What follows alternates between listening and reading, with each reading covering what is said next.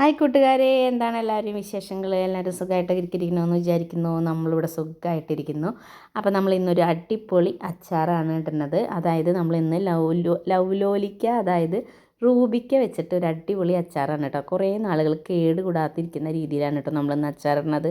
നല്ല ടേസ്റ്റാണ് കേട്ടോ. ചോറുണ്ണാൻ ഇത് മാത്രം മതി. അപ്പോൾ നമ്മളിത് എങ്ങനെയാണ് ഉണ്ടാക്കണേന്ന് ഒന്ന് കണ്ടു നോക്കിയാലോ. അച്ചാറുണ്ടാക്കാൻ ഞാനൊരു പാൻ അടുപ്പത്ത് വെച്ചിട്ടുണ്ട്. പാൻ ചൂടാവട്ടെ.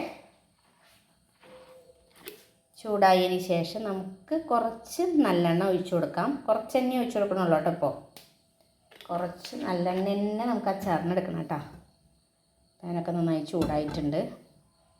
നമ്മളെടുത്ത് വെച്ചിട്ട് ഉള്ള നമ്മുടെ റോബിക്കായ നമുക്ക് പാനിലേക്ക് ഇട്ട് കൊടുക്കാം.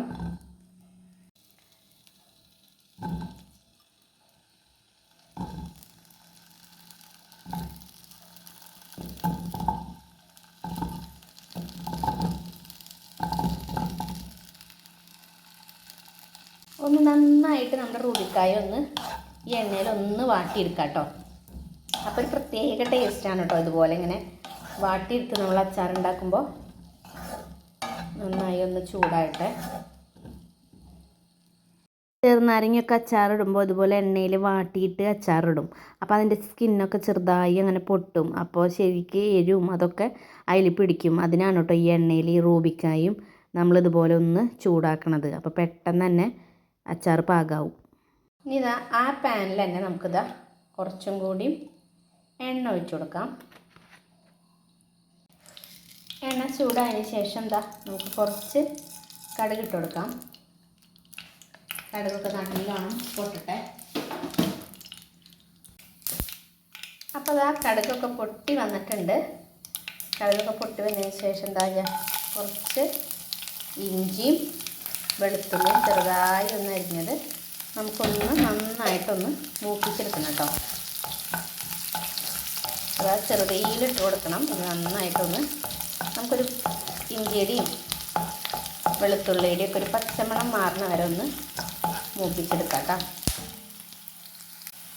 അപ്പോൾ ഇതാ വെളുത്തുള്ളി ഇഞ്ചിയും മൂത്ത ഒരു മണം വരുമ്പോൾ ഞാൻ പച്ചമുളക് ഒരു 2 എണ്ണം ചെറുതായി കഷ്ണങ്ങളാക്കിയിട്ട് അതും കൂടി ഇതിൻ്റെ കൂടെ ഒന്ന് മൂപ്പിച്ചെടുക്കാം കേട്ടോ. നല്ലൊരു അടിപൊളി മണം വരണം കേട്ടോ. ഇഞ്ചിയും വെളുത്തുള്ളിയും മൂത്തതിൻ്റെ സ്മെല്ല് സൂപ്പറാണ്. കുറച്ച് കറിവേപ്പിലയും കൂടി ഇട്ട് കൊടുക്കുന്നുണ്ട് ഞാൻ. എല്ലാം കൂടി മൂക്കട്ടെ. അപ്പോൾ അതാ നമ്മുടെ ഇഞ്ചിയും വെളുത്തുള്ളിയും പച്ചമുളകൊക്കെ മൂത്ത് വന്നിട്ടുണ്ട്. ഇത് ഒരു 1/2 ടീസ്പൂൺ മഞ്ഞൾപ്പൊടി ഞാൻ ഇട്ട് കൊടുക്കുന്നുണ്ട്. മഞ്ഞൾപ്പൊടിയും കൂടി ഇട്ടിട്ട് ഒന്ന് ജസ്റ്റ് മൂപ്പിച്ചെടുക്കാം.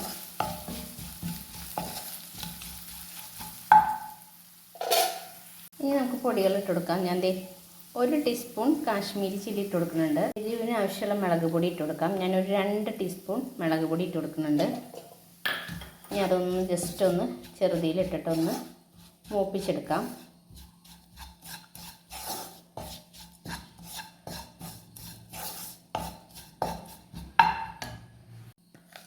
ഒരു 1/2 ടീസ്പൂൺ ഉലുവപ്പൊടി ഇടുന്നുണ്ട്.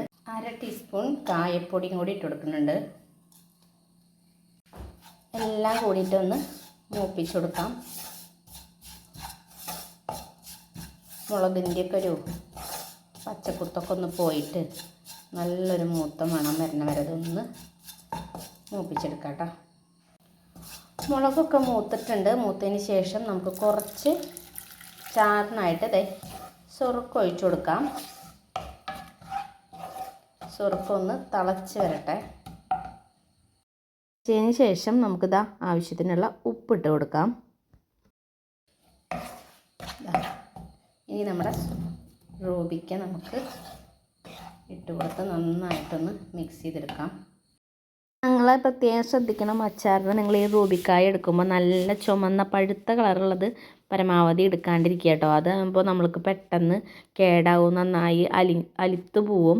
ഇതാവുമ്പോൾ നമ്മൾ പെട്ടെന്ന് അലിയില്ല, ഉപ്പൊക്കെ പിടിച്ച് നന്നായി സെറ്റാവും, അലിഞ്ഞു പോവില്ല കേട്ടോ. അപ്പോൾ നമ്മൾ എന്തായാലും എടുക്കുമ്പോൾ തന്നെ ഒരു റെഡ് കളറല്ലാത്ത റൂബിക്ക എടുക്കാൻ നിങ്ങൾ പ്രത്യേകം ശ്രദ്ധിക്കണം കേട്ടോ. അതാണ് നമുക്ക് കൂടുതൽ നാളും കേട് കൂടാതിരിക്കുള്ളൂ കേട്ടോ. അച്ചാർ എടുക്കണോണ്ട് കുഴപ്പമില്ല, പക്ഷെ അത് വേഗം ഉപയോഗിച്ച് കഴിക്കേണ്ടി വരും. നന്നായി പാകമാകുമ്പോൾ നന്നായി അലിഞ്ഞു പോകും കേട്ടോ. അതുകൊണ്ടാണ് പറയുന്നത്. അപ്പോൾ അതേ നമ്മുടെ അച്ചാറൊക്കെ സെറ്റായിട്ടുണ്ട്. മസാലയൊക്കെ നന്നായി ഇളക്കി എല്ലാ ഭാഗത്തേക്ക് എത്തിയിട്ടുണ്ട്. ഇനി നമുക്കതൊരു പാത്രത്തിലേക്ക് ആക്കി വയ്ക്കാം കേട്ടോ. അപ്പം നല്ല ഉപ്പ് കുറവുണ്ടെങ്കിൽ നമുക്ക് ഉപ്പൊക്കെ ഇട്ട് കൊടുക്കാം കേട്ടോ. 2 ദിവസം കൊണ്ട് വേഗം ആയി കിട്ടും കേട്ടോ. നല്ല ടേസ്റ്റുള്ള അച്ചാറാണ്. ചോറുണ്ണുമ്പോൾ ഇത് മാത്രം മതി കേട്ടോ. അടിപൊളി ടേസ്റ്റാണ്. അപ്പോൾ നമ്മൾ ഹോസ്റ്റലിലൊക്കെ പഠിക്കുന്ന മക്കൾക്ക് ഇതുപോലൊക്കെ ഉണ്ടാക്കി കൊടുക്കുകയാണെങ്കിൽ പെട്ടെന്ന് നാശാവാതെ കുറേ നാളിരിക്കും കേട്ടോ. അപ്പോൾ എൻ്റെ വീഡിയോ വൈൻഡപ്പ് ചെയ്യാറായി. വീഡിയോ നിങ്ങൾക്ക് ഇഷ്ടമാണെങ്കിൽ ലൈക്ക് ചെയ്യാനും സബ്സ്ക്രൈബ് ചെയ്യാനും ഷെയർ ചെയ്യാനും മറക്കരുത്. അപ്പോൾ അടുത്തൊരു ദിവസം പുതിയൊരു വീഡിയോ ആയിട്ട് വരാം. അതുവരേക്കും എൻ്റെ എല്ലാ കൂട്ടുകാർക്കും ടാറ്റ ബൈ ബൈ.